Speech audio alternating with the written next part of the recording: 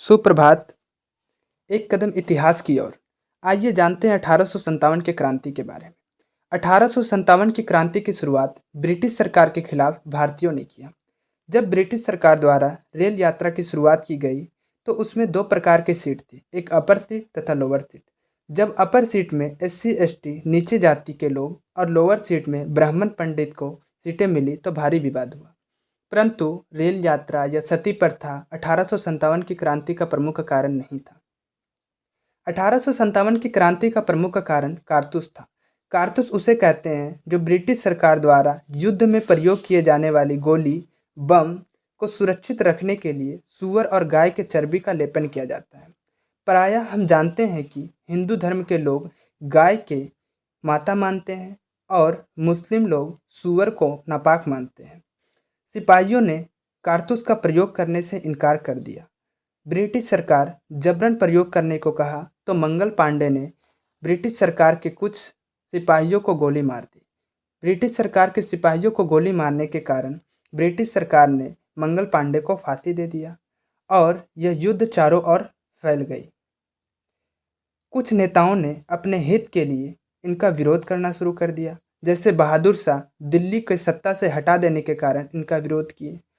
लखनऊ से रानी लक्ष्मीबाई जो अपने बेटे को गोद ली, उसे राजा नहीं घोषित करने के कारण इनका विरोध किया।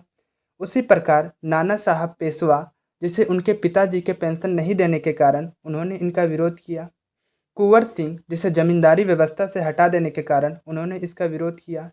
परंतु हम जानते हैं कि विद्रोह तभी सफल हो पाता है जब तक किसी हित के लिए नहीं लड़ा जाए, संपूर्ण भारत देश के लिए लड़ा जाए।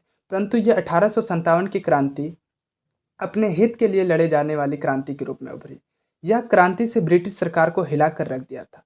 परंतु ब्रिटिश सरकार ने कुछ सिपाहियों को बुलाकर 1857 की क्रांति में जो जो भाग लिए थे उन लोगों पर गोलियां चला दी, तोप चलवा दी और ये 1857 की क्रांति असफल हो गई। अगर यह अपने हित के लिए यह क्रांति नहीं होता तो शायद 1857 की क्रांति सफल होती और ब्रिटिश सरकार को 1857 में ही भारत छोड़कर जाना पड़ता। 1857 में हुई क्रांति से जो जो लोग इनमें भाग लिए थे उन्हें तोप से उड़ा दिया गया तथा उन लोगों को मार दिया गया। और कुछ लोग जो यह मानने को तैयार थे कि जो अपने आप ब्रिटिश सरकार के सामने समर्थन किए, उसको ज़मींदारी को वापस देने का वादा किया ब्रिटिश सरकार ने। और बहादुर शाह जफ़र को 1861 में उसे जेल में बंद कर दिया गया था। जीवन कारावास की सज़ा सुनाई गई थी और उन्हें जेल में ही उनका मृत्यु हो गया। उनके परिवार को जेल में बंद कर दिया गया था।